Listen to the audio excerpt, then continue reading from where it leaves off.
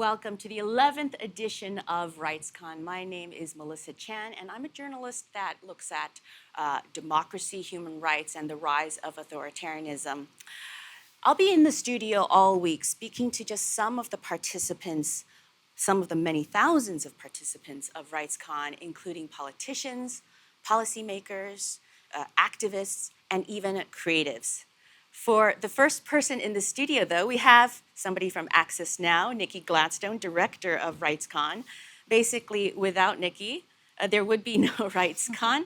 So welcome, and I'm sure you have a lot to tell us about what's new for this year's summit. Yeah, thank you so much. And I think, maybe thanks to me, but also a giant team from Access Now and the studio and our production teams who've really come together to make RightsCon happen, as well as the, many session organizers and participants who've shaped the program.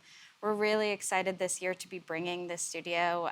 We've been doing RightsCon online for the last 3 years, and it's been exceptional to create this online home for RightsCon, but having the studio to act as a home base, I think will be a really welcoming experience for participants, and hopefully a place where people can come and understand what's happening throughout the week of RightsCon. There's a lot of excellent programming. There's a film festival. There are creative exhibits. So it's not just about the meat of the program, the sessions. It's also about, unwinding and meeting people and connecting.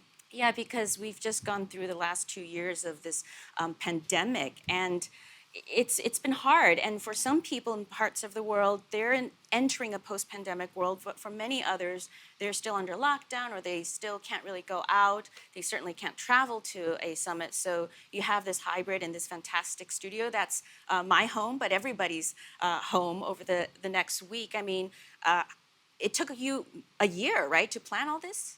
Yeah, I think that's a really great point. And I think, while everyone is experiencing some return to in-person, there's a lot of different realities around the world. And what we're doing with the studio is bringing a little bit of in-person to RightsCon participants no matter where they are. I mean, we've been working on this program since last year. Session organizers submit their proposals up until January, and then they work with us over the course of many months to make sure that those sessions are going to achieve outcomes, not just have conversations, but really make sure that they're able to move forward the dial on the work that they're doing. And so it's been months of work to get this program together, and it's going to be excellent. And I'm really excited to see what comes out of this week. This week is going to be exceptional in and of itself, but there's also so much work that's going to carry out into the weeks after RightsCon and the months after RightsCon. So I really think this is going to be an agenda-setting program, and it's going to have a lasting impact. Awesome, Nikki. Well, with that, let's have our first conversation of the summit. We have Jacinda Ardern, Prime Minister of New Zealand, in conversation with Executive Director of Access Now, Brett Solomon. So I'd like to welcome now to the RightsCon stage online the Prime Minister of New Zealand to our opening ceremony. Prime Minister, you're our first head of government that's spoken at RightsCon, so thank you very much and congratulations for being the trailblazer. We're really pleased to have you. Perhaps you'd like to kick off with some opening remarks, and then we can follow up with some questions and get into some detail. Kia ora koutou katoa na mihi nui kia koutou. Brett, thank you, and to all of the team at Access Now, thank you for inviting me today. And firstly, can I just say how deeply appreciative we are of the work that you do to defend and extend digital rights globally. And to all the distinguished guests, fellow speakers, I know online we're expecting today activists, advocates, academics, journalists, fellow policymakers, tech leaders. Thank you for prioritizing this conversation, because I consider it to be one of the most important that we could be having as political leaders, policymakers, and advocates right now. We're facing what I would call a challenging digital environment, and I don't need to tell those who have joined us virtually today of the abuses of the internet, suppression of online freedoms, and the evolving challenge of, in particular, disinformation, the threats to human rights and democratic institutions globally. And the real world consequences of these challenges, you could argue are more apparent now than they've ever been. As I speak, there is a war in Europe where disinformation and propaganda online is playing a key role. Now, here in New Zealand, we recognise the critical importance of protecting and promoting human rights and fundamental freedoms and the modern threats to both. And that's why I'm really honoured, amongst all of those that you could have called to speak today, to be the first head of government to address RightsCon, because the issues that RightsCon addresses deserve leader-level attention, because as I say, these are some of the most important issues that we could be talking about today. So I'm pleased, Brett, to start the conversation. Thank you so much. We might cut that little clip and send it off to other world leaders for next year's event, because I agree. I think these issues have moved, to the CEO level, to the board level, to the Prime Minister and President level, and that's the appropriate thing. I actually wanted to kick off, you're the Prime Minister of New Zealand, smack bang in the middle of the Asia Pacific region. It might be a good place to start, particularly given the increasing global focus on your region. Could you reflect for a moment on the path forward for the advancement of digital rights from the Asia Pacific region? And I also say that because we have hundreds of people from all across Asia Pacific who are here today and will participate over the coming 5 days. I think if you're thinking about our region, it's a snapshot of the diversity, the opportunity and the challenge within this large and diverse Asia Pacific region. We've got a spectrum of cultures, a spectrum of political systems in our region, and very different approaches to the issues of digital rights. So as a region, on the plus side, we're known for digital innovation and advances, research and development, tech entrepreneurship.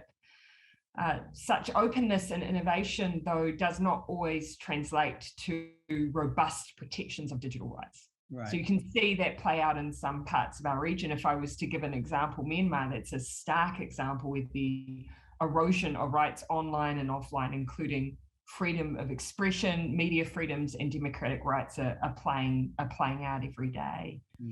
Yeah. From a New Zealand perspective, digital rights, so should be grounded in free, open, secure, and increasingly you'll hear an interoperable internet.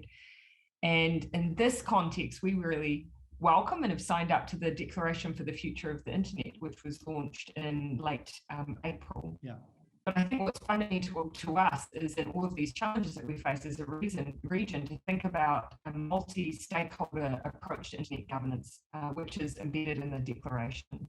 And you'll see in the way that we approach many of these challenges that multi-stakeholder approach is fundamental to the way we operate. Open dialogue, debate, accountability, transparency, and multi-stakeholderism, it makes a difference. And that is how we'll drive effective and enduring change. So to those who are championing that within Asia Pacific and elsewhere, we support you. Again, I think I'm going to take that clip and send it to many of the leaders in the region who don't see multi-stakeholderism as the appropriate approach, that are thinking very much about, clamping down. Thanks for raising the country, Myanmar. Many of our colleagues are online. Many of our colleagues have left the country because of that online repression. Not just a question of not being multi-stakeholder, but actually being persecuted for being members of civil society or members of community who's calling for democracy and so on. Not just in Myanmar, across all of the democracies as well. Even, in my own country of Australia, we've seen, a lot of new laws that are being passed that have implications for all of us. And I think that one of the reasons why governments are pushing so hard or as an excuse is to deal with this issue of like violent extremist content and terrorist content. And, it's definitely a plague. It's plagued your own country. It led to the Christchurch call. We've seen it most recently, violent extremist and terrorist content in the US. So maybe you can give us a sense of like, when you think about that idea of how governments and companies and civil society can work together on this issue of preventing the spread of terrorist and violent extremist content. What are the lessons that you've learned from the Christchurch call? I think it's very pertinent right now. We really need to make sure that we don't have these knee-jerk reactions, that we don't have laws and policies that are covering up for really repression of other voices. I'd love to hear what you've learned and what you have to share with us. When I think back to the immediate aftermath of March 15, 2019 in New Zealand, sadly, so many countries have experienced something similar to what we experienced perpetrated against our Muslim community. But what happened here was different, and because it was broadcast, it was so clearly designed to be broadcast online, and that was a global first. So I remember a lot of pressure coming on for New Zealand to respond to the online element of that terrorist act. And politicians necessarily, as others do, reach for whatever's in their toolbox. And what's in a politician's toolbox is regulation and legislative change. But what became clear to me was that if that was our only response, it would unlikely be a successful one in the long term, because regulation can often be a blunt instrument. It's not the only answer, particularly in areas where the environment changes so rapidly. And so that was one of the reasons we took stock of what we experienced and asked ourselves, how will we create enduring change, and how can we do it together? So I remember reaching out to President Emmanuel Macron, and we founded the Christchurch Call in 2019. And at its heart was that idea of multi-stakeholderism, working together on the solution. So governments, we have that responsibility to keep our citizens safe, to protect their human rights and freedoms, but making sure that we use regulation where it is needed and where it is effective. Companies, they have the data, the tools, and the resources. I would argue it's in their interest, and always has been, to make sure that they're keeping their customers safe and that they're contributing constructively to these issues, because everyone agrees we don't want an environment where violent extremism and terrorism is perpetuated online. And civil society, through the Calls Advisory Network, has provided expertise, knowledge, advice, caution, and wisdom. And the reason there, Brett, I just want to dwell on civil society. It's very easy in a liberal democracy like New Zealand to think about these challenges from a particular lens. We have, it's incumbent on us to make sure is that we reach into these issues. We're thinking about it from the perspective of some nations and citizens who may not have their rights protected as a starting point. And so it's critical civil society brings that lens and that caution to make sure that what we do is fit for purpose beyond our own borders. Yeah, and for many people, who are on the call, but also, internet users around the world, it's actually often the state itself that's the perpetrator of the violence. And I think many organizations are coping with, a state that is designing legislation and designing regulation, forcing the hands of their own companies and also foreign companies to criminalize speech, to invade privacy, and to put populations at risk. And so, it's really good that you point out the kind of dichotomy there, and again, in the region, but also globally. Yeah, and this is why within the Christchurch Call, we embedded those principles.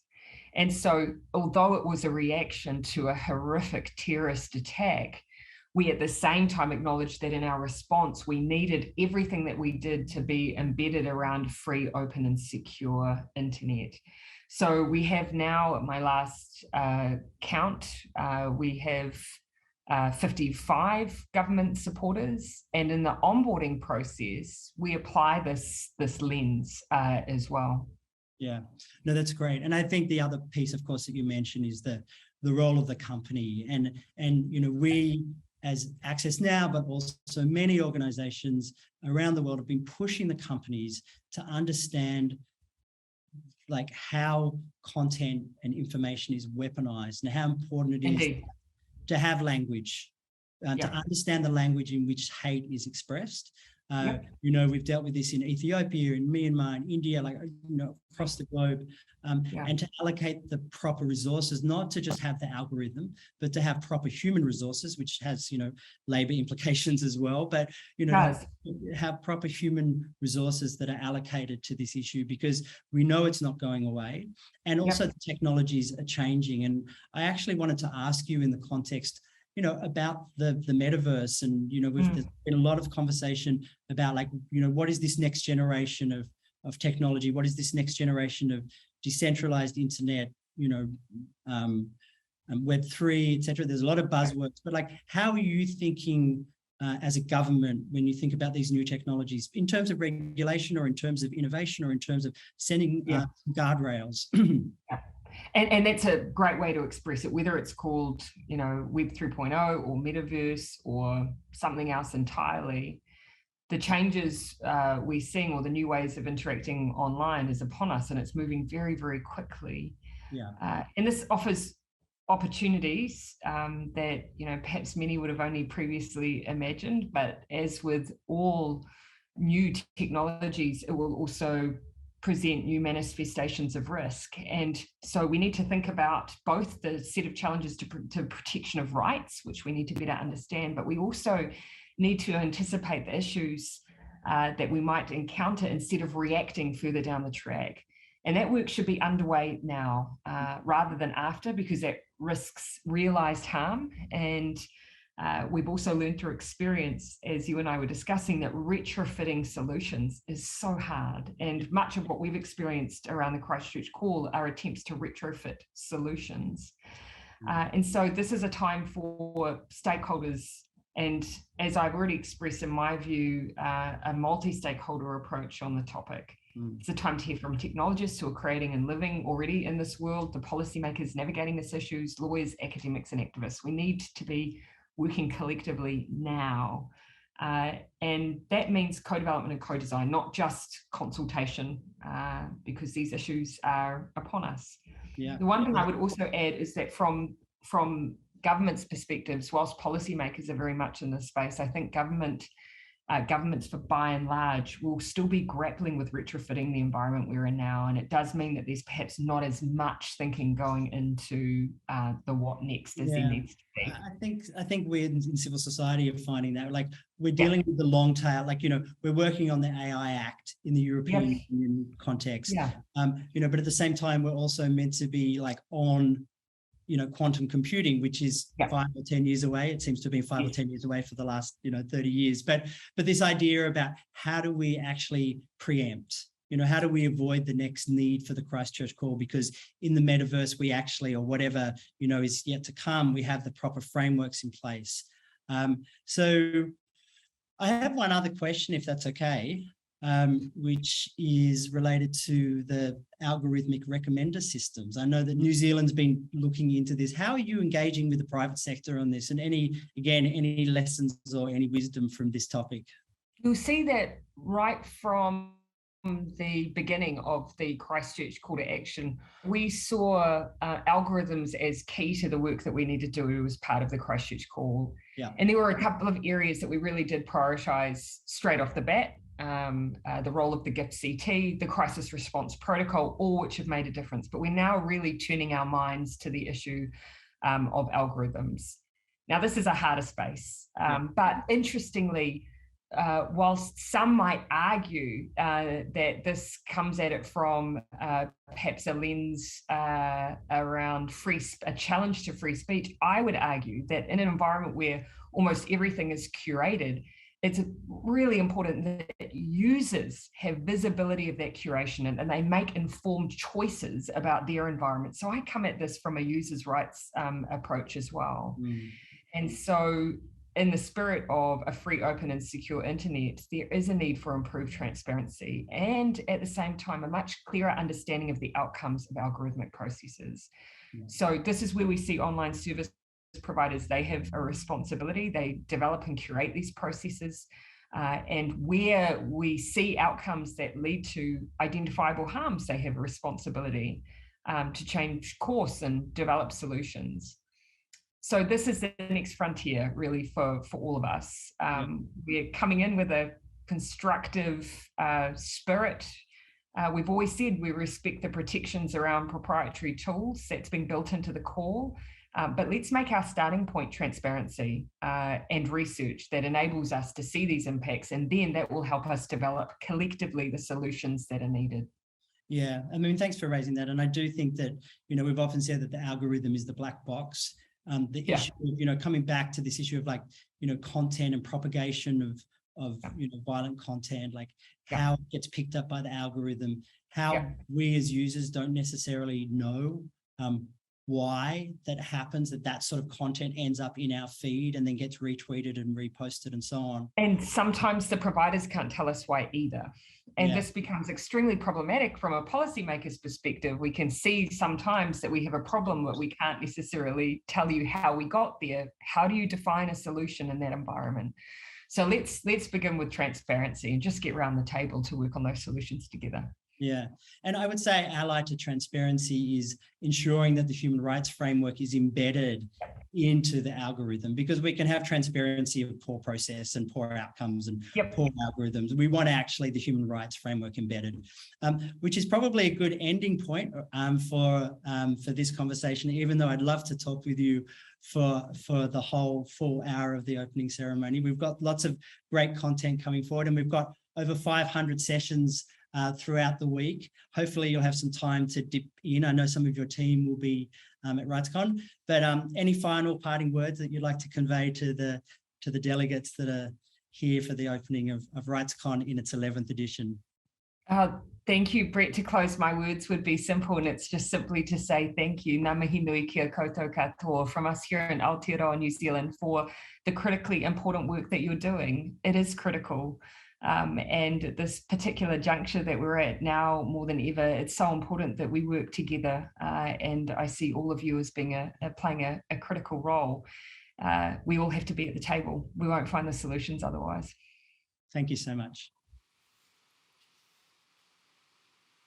Such an interesting conversation. And we have Brett Solomon, Executive Director of Access Now, joining us in the studio. Brett, of all the leaders out there, I wonder, why did RightsCon reach out to her? Well, I think you can see from what she said, the importance of civil society, the way in which governments need to listen as well as speak and act, that decision makers need to think intentionally. She talked about human rights, which is so essential to the development and of technologies around the world and their application. I think she's the perfect choice. But as I said, we're looking forward to more heads of state.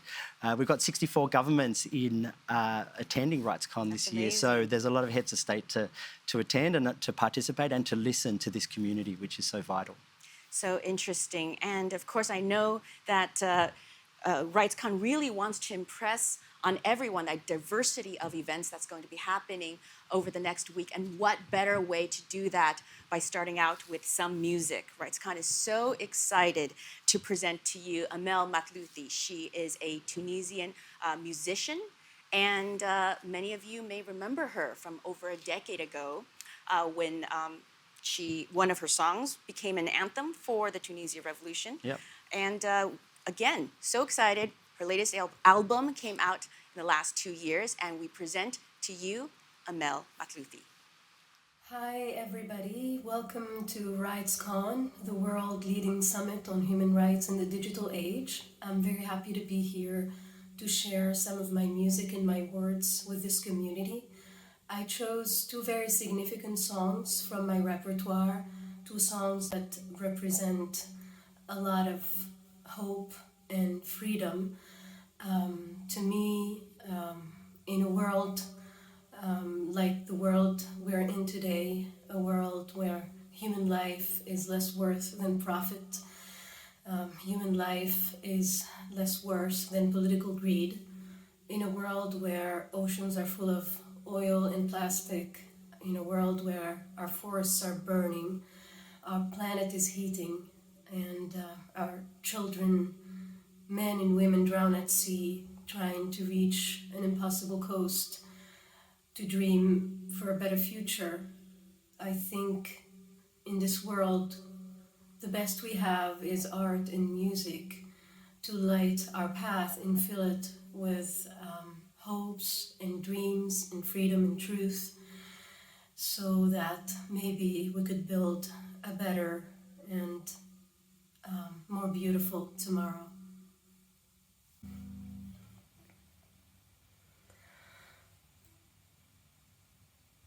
لو كنت غامض عيني وتاخذني الأحلام أنيديا ونعلى ونحلق في السماء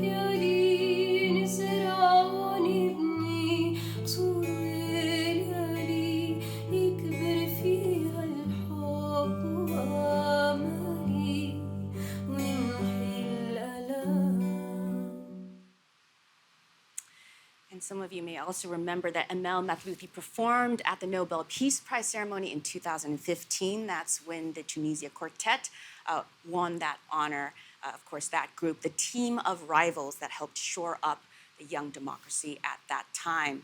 And now we pivot to Ukraine. RightsCon is thrilled to be able to have the Deputy Minister of Digital Transformation joining us, Valeria Ionan. She was the youngest deputy minister to join at the time, at the age of 28. And before that, she was an entrepreneur with a lot of knowledge of the tech and startup community. Good morning, colleagues. Hi, Minister. Honored to be with you today. Thank you for the invitation. Thank you so much for joining us. And of course, we also have Brett here with us. And I think, Brett, maybe it's best to have you start with the question. Okay, well, Minister, thank you so much for joining. We understand how precious your time is. And of course, all of us from the RightsCon community, we wish you all the best for you and your family and of course for your country. Thank you for your support.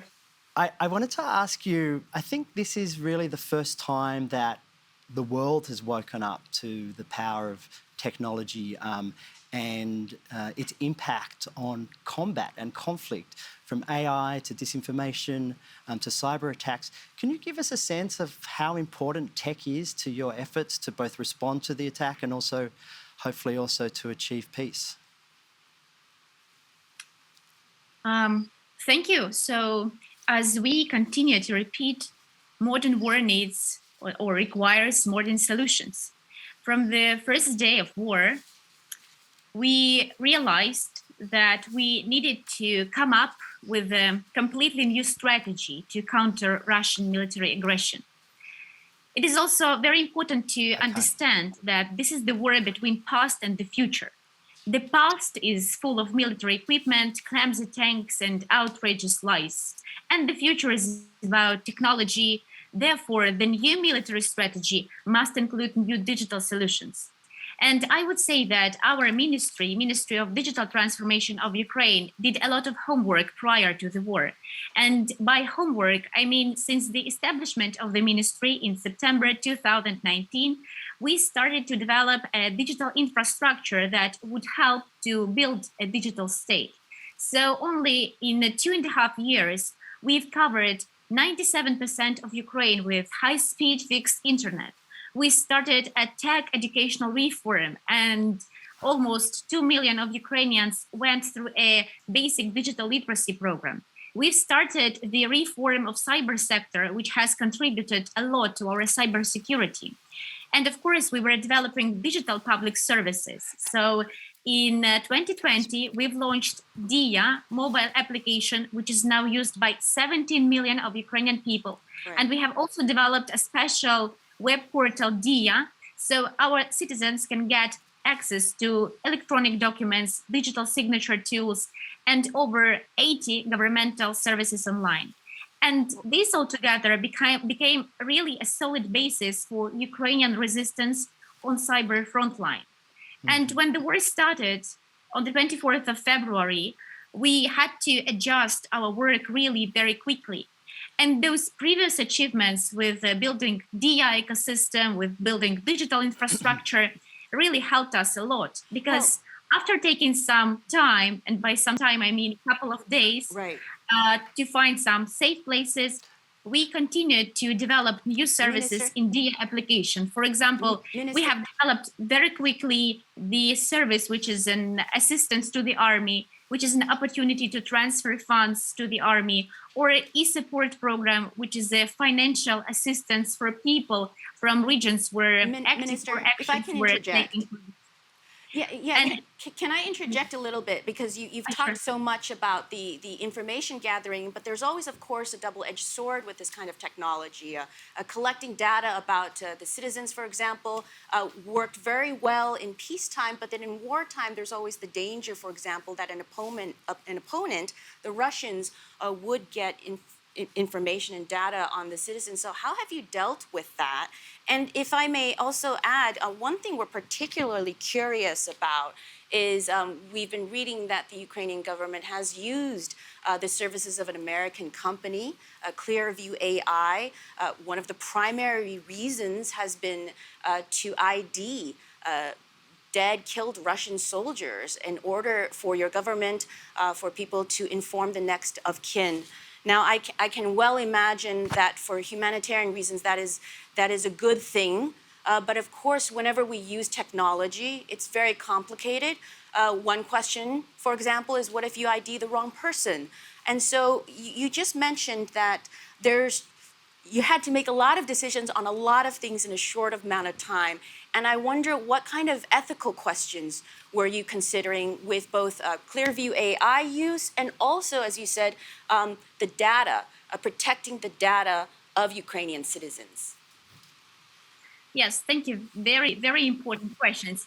So first of all, we are using the most creative and high-tech solutions, and among them using AI in the process of the identification of Russian soldiers, as you have mentioned. And it is important for us as it serves two different goals. The first one is to inform relatives in Russia on the real situation in Ukraine by spreading the truth, and also by creating a database of war criminals, which will be used later on by international court when time comes. And we also have united the forces of different international companies, and we have done lots of media campaigns, which cost millions and millions, to try to inform and to show the photos, to show the right messages to Russian people, hoping that they will see it, they will see the truth, and they will go to protest, and they will go to the streets, and they will have their voice, and they will try to stop this war. Yeah. And definitely, this instrument is very important for us right now. And as for the cybersecurity issues, so it is also very important to mention that Russia has been attacking governmental web sources very actively since 2014. And before, we never have responded to their attacks. We only defended ourselves. But literally a week before the start of the war, on the 15th of February, we experienced the largest cyber attack in the history of Ukraine. Millions of dollars were spent on it. Mm-hmm. We managed to deal with it and eliminate the consequences for government and information resources. Thank you so much for that. And I think it's essential that we do understand the importance of connectivity to conflict. Access Now runs the Keep It On Coalition. We spend a lot of time tracking internet shutdowns and also cyber attacks as well.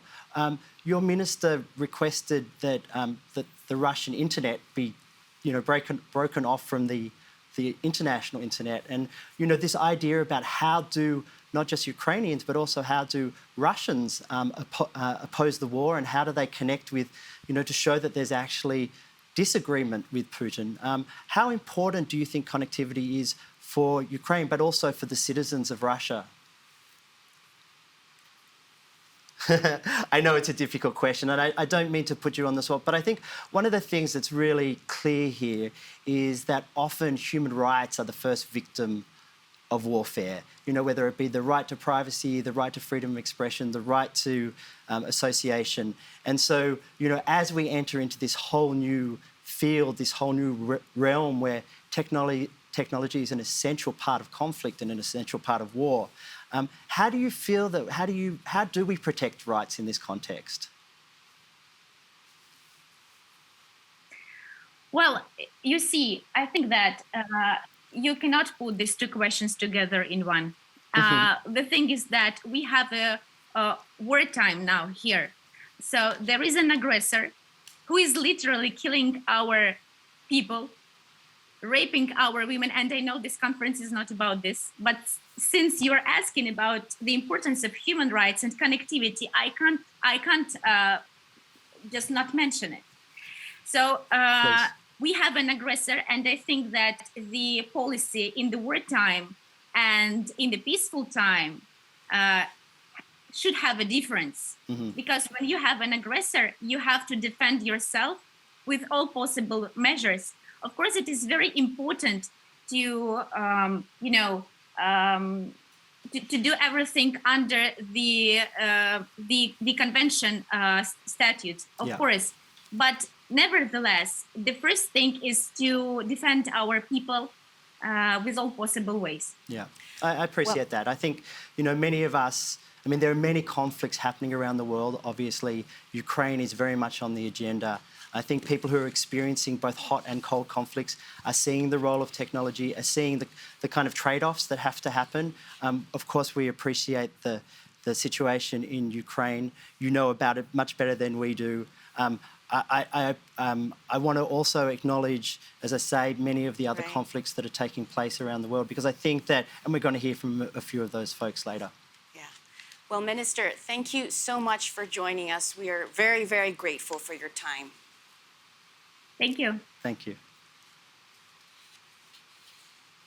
And now we turn to Afghanistan, and from a politician to a journalist. We have Zara Nedar joining us. She has a lot of experience covering women's rights issues and the stories of women in Afghanistan. These days, she has to work overseas, but you'll see plenty of her work in the New York Times, Foreign Policy. I believe her latest article appeared in Time magazine, and she also partners with lots of women-centered organizations, including the Fuller Project in Washington, D.C., and also Rakshana Media, in almost all women Afghan newsroom. So, Zara, thank you so much for joining us. Thank you, Melissa, for giving me all this opportunity to speak here today. I really appreciate this opportunity. Right, and so I would like to start by asking if you can debrief us on some of the stories you've been working on regarding women in Afghanistan and the situation right now. Thank you. So I'm hoping to give you an overview of what is really happening or how I do see it, if that's okay, and then we can talk. Absolutely. As an Afghan journalist and an Afghan woman, I am living my worst nightmares, knowing that millions of women in Afghanistan are deprived of their basic human rights solely on the basis of their sex. Since the Taliban took over Afghanistan on August 15, they have waged war on the women of Afghanistan. They are systematically trying to erase women from society, effectively imprison them in their own houses. The Taliban have banned women from almost all jobs, from secondary education, traveling, and sometimes even walking to the market without a male chaperone. Last month, the Taliban issued a decree requiring women, including female anchors on the TV, to cover their face when in public or on television screen. If women fail to comply, their male guardians will be punished. Afghanistan was already the worst country to be a woman, but the Taliban's policies are making survival impossible. Women and girls are already bearing the brunt of economic crisis and hunger in the country, and now their dead bodies are being found all across the country. Femicide is in the rise in Afghanistan. Women who dared to protest the Taliban have been beaten, abducted, imprisoned, and some of them are being found dead. Afghanistan is now a women's rights crisis, and the women of Afghanistan need your support and solidarity in their struggle for their basic human rights. Please don't be bystanders to the subjugation and oppression of women in Afghanistan. Women of Afghanistan are human, and they deserve their rights to education, work, freedom, to be respected, to be protected. To stand for women's rights in Afghanistan, we can all start by calling on our governments to sanction the Taliban and the countries that are supporting the building of a gender apartheid regime in Afghanistan. Make your voice heard and make sure the world knows that you don't stand for oppression and subjugation of women anywhere in the world. So that is my take on really what's happening in Afghanistan, and I'm happy if we have any question, Melissa, Brent, to answer. Yeah, Zara, I am wondering how you're able to continue doing your work. Are you using technology? What kind of technology are you using to get information in Afghanistan and to communicate to those there? And how are you disseminating and spreading the stories that you're working on? Thank you. So the way I am working is that mainly through telecommunication and internet. I get access. So I have a network of women journalists and other journalists in Afghanistan that I connect with them. And also we try to use mainly social media to reach people, to know what's happening in the country and find ways to connect with them. So far we have access to internet and telecommunication, but we are not 100% sure how these platforms are secure or how the Taliban can access them. So we are also worried for our female journalists and male journalists in the country who are currently working, especially with the security and the Taliban trapping their system, their phones. This is our concern. I'm also curious, do you know if women who are not able to access education, very quickly here, how are they doing it? Are some of them going online, perhaps, and taking courses that are available overseas? It is interesting because I think one of the considerations both here in Afghanistan but also globally where we're seeing many of these conflicts is the diaspora, is the fact that, you know, many journalists are having to, and civil society are having to flee. And, you know, the situation is the same obviously in Afghanistan. The other thing that I think reflects as well across both countries that we've just heard from is the issue of gender. And I'm really pleased that Access Now and RightsCon is putting this firmly on the agenda. Human rights abuses online and offline are gendered often. So it'd be great to hear some of the sort of workarounds in terms of that education issue for sure. Yes, we do actually have a lots of Afghan diaspora and also Afghan educators, teachers, and activists inside the country setting up from the very early days, setting up their own ways, like mainly online education for girls. However, the main problem is there is little access. So the Afghans who have access to technology and internet are very limited. small Right. minority, and they don't have. So the main problem is not all people who they don't have access to technology and internet to be able to continue their education online. Zara Nader, thank you so much for joining us. We really appreciate it. Thank you for having me. And now we pivot to the Philippines. We are speaking to... It feels like a story of woe all over the place. And I think one of the, just as we do move to a very important story from the Philippines, I think it's important to note as well just the power and the resilience of civil society. Like whilst all of these conflicts are happening, you know, the way in which the community is rising, I've been thinking about civil society on the rise as a kind of theme for RightsCon for this year, because it is so impressive the way that, you know, people like Zara and our previous singer have, you know, really inspired us and their communities to be able to move forward in the context of so many different issues that they're facing. Because it's so easy to think of the glass half empty and worry about authoritarianism and so on and so forth. So no, it's a really, really good point. And so we turn to a very serious situation here with Mylene Cabalona. She is the leader of an organization called the BPO Industry Employees Network. That's a mouthful, BIEN. And the organization is basically a union representing those in what's called the business process outsourcing sector, so BPO, essentially call centers. And you're probably wondering what that has to do with the Human Rights Summit, but it gets pretty tough and scary pretty quickly. Mylene and her colleagues are the victims of a disinformation and misinformation campaign online. Online trolls, supporters of the president over the last few years, Rodrigo Duterte, attack them, saying that they are terrorists, saying they are communists, and these are very serious accusations. Civil society activists in the Philippines have been killed, dozens of them, over the years. And as a result, sometimes, for example, I understand Mylene has to go into hiding or not be very clear where she's operating from. So Mylene, thank you so much for joining us. Yes, good morning, Melissa. Good morning, Brett. Yeah, that was a little introduction, but can you debrief us a little bit more about your situation?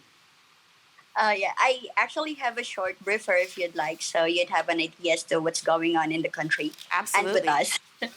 Yes, so I'm from the BPO Industry Employees Network.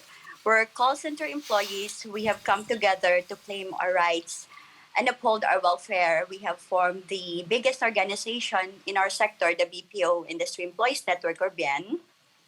We have asserted that the boom in the sector should mean the protection of our rights and welfare. Through the years, we have waged many campaigns and advocacies for this. Now, through painstaking work, we have formed the first enterprise-based union in the industry, the Unified Employees of Valorica.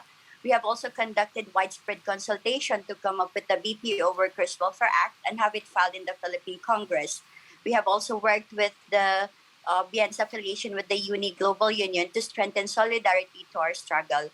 But we have faced many challenges under the authoritarian presidency of Rodrigo Duterte, of course. We have been repeatedly labeled by the government as communist terrorist fronts simply because we're very vocal and often critical. In our country, such accusations go hand in hand with human rights violations. One of our organizers actually was arrested and jailed on the basis of trump-up charges. This was 2019. And thanks to our campaign and to overwhelming support and solidarity, Ms. Ann Kruger, our organizer, is now free on bail. Now, one of the ways that the Philippine government spreads this labeling or red tagging is through social media, mostly Facebook and Twitter. Yeah.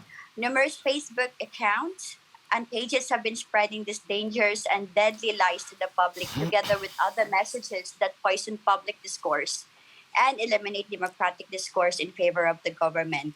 And we see such threats and repression continuing under the new presidency of Ferdinand Marcos Jr., the son of the former dictator and Duterte's ally. And of course, we vow to continue fighting for our rights and welfare and thus contributing to democracy. And of course, we look forward to and are very thankful to your continued solidarity. Thank you, and thanks so much for your comments, and also, for your hard work in very serious circumstances. Obviously, you're looking for allies, those who can support you across civil society, but also within the tech sector. And I'm wondering whether Facebook and Amazon and Verizon and others are actually helping to articulate the concerns, helping to provide you with some protections. What's the relationship that you're having with the private tech sector? Actually, that's a very good question. These big companies are hiring people in the Philippines through third parties. And we try to, as much as possible, reach out, engage with these third parties through social dialogues, but to no avail, of course. We are a labor association, but we're not a union, so we don't have any bargaining power, and our industry is highly non-unionized. And I think most companies prefer it like that. So we basically don't have any protection from them. Yeah, it's really interesting because, many of us who have been involved in the issues around content moderation, from Afghanistan to Ukraine, we're talking about, content that incites violence, leads to genocide, etc. And we've been saying we don't want the algorithm to determine the legality or otherwise of speech. We want people to do so. This is the flip side of that. I think we really need to be conscious of the labour conditions and of the human rights of those who are in the content moderation world. And so, I think, and again, it's a gendered issue as well. So. Absolutely, and hopefully through RightsCon you can actually find somebody at Facebook or that's others right. to I connect mean, many with, of the right? companies, there's 560 odd companies that are present at RightsCon. We're more than happy to help facilitate a conversation with some of those big companies and with the governments as well. So, please stay tuned. That's greatly appreciated, Red and Melissa. Thank you. Well, activism right now happening in this studio. Mylene, thank you so much for joining us. We really appreciate it.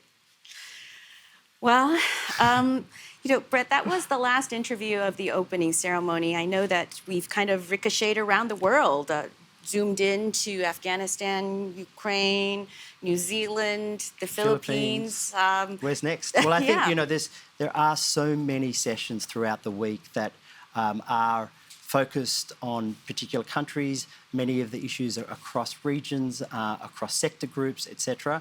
This is one of the beauties of RightsCon. I think we should also mention Myanmar. Many of the human rights defenders from Myanmar have contacted us, asked if we could raise their plight in the opening ceremony, which I think is absolutely essential. And the last 2 weeks have been horrendous for the Burmese, the people of Myanmar, who have engaged and who have had to engage with internet shutdowns. Again, human rights abuses have taken place under the shroud of darkness, which is extremely concerning and something that we've seen around the world. And one last thing that I'd like to mention before you speak with Daphne, is to raise our friend, our colleague, Alaa Abdel Fattah, who spoke at RightsCon 2011, the first RightsCon in Silicon Valley. He got on a plane in full knowledge that he would face a military tribunal back then in 2011. He's been pretty much in detention, in prison since then. I'd like to... This past decade? Yeah, the last decade, so we should think about what we've all done for the last decade. I'd like to play a clip just for 1 minute, which looks at Alaa's keynote speech from Silicon Valley back in 2011. Alaa, the floor is yours. Hi. Let me just take 30 seconds off topic and talk about extraordinary justice, which is what I'm going to be facing, military prosecutor. There's obviously no due process. Civilians shouldn't be facing that. I urge you to find ways to stand in solidarity with anyone who is facing extraordinary justice. You've had your share of it with the Guantanamo detainees here in this country. So if you care about human rights, you know what it's like and you know why it's important. There are around 12,000 civilians in Egypt who are currently in military prison. Some of them for participating in the revolution that the military pretends to have protected and sided with, some for very minor offenses. Mostly they're being randomly detained around major events in which it is the military who has committed the crimes and not the civilians. So I urge you to find ways to stand in solidarity with anyone who is facing extraordinary justice. Thank you.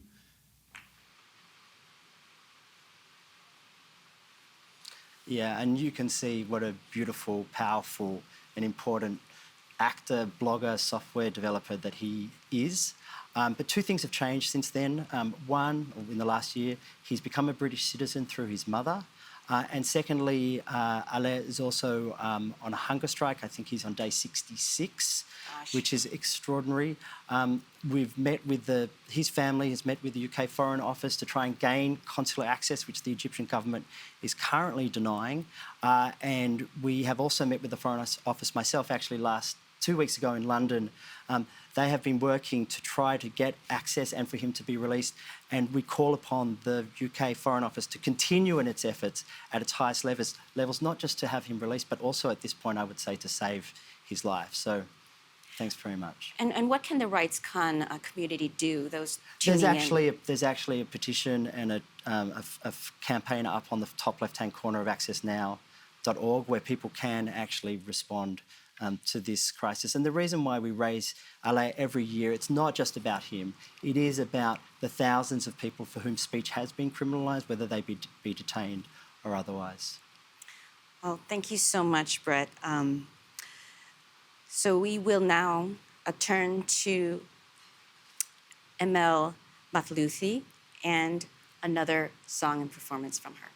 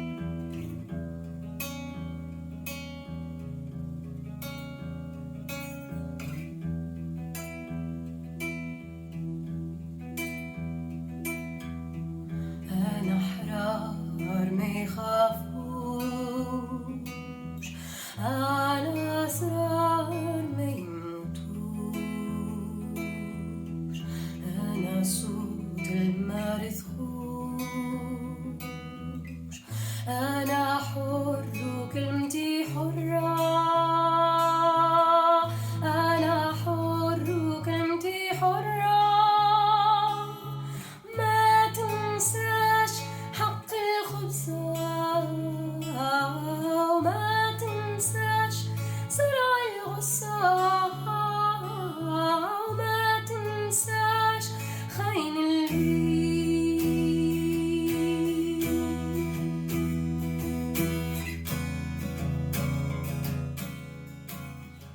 That was really beautiful. Well, to send us out, I'm now joined, Brett has left, I'm now joined by Daphne Ugarte of Access Now. Daphne, I understand you have some housekeeping to tell everyone. Yeah, thank you so much, Melissa. Before we wrap up, I just wanted to remind everyone that we have a participant guide available, which is a good resource that we've put together to help everyone make the best out of the RightsCon experience. Participants can find information on how they can set up their profile on the platform, how they can set their time zone so they can see the sessions that are happening in their own local time, how they can build their personalized agenda to there's also really good information about like the types of sessions that we'll have this year. For example, we have panels, fireside chats, in-conversation interviews that will have unlimited attendance. Whereas we have also workshops and community labs and social hour formats, which do have limited attendance. So they're smaller. Exactly, yeah. So these limited sessions, they will close once they reach the participation cap. But if participants aren't able to make it into a session of their choice, into their first choice, there's always going to be programming available that they can tune into. For example, lightning talks and tech demos, which are available on the platform at all times. Yeah, and one last thing to note is the help section that we have on the platform. There's very useful information there on how to get in touch with us if participants have any questions, whether they're general questions or any safety and security concerns. So we have dedicated teams that are there and ready to support everyone. And speaking about support, I also wanted to end and thank all of our sponsors, take a moment to thank them. We have, for their support, like without them, RightsCon wouldn't be possible, so a big thank you to them. And to wrap up, I now will hand it over to our Access Now team who would like to say hello and welcome everybody to this year's summit. Ah, there they are. Hello. Hi, guys. Thanks so much for everything that you do.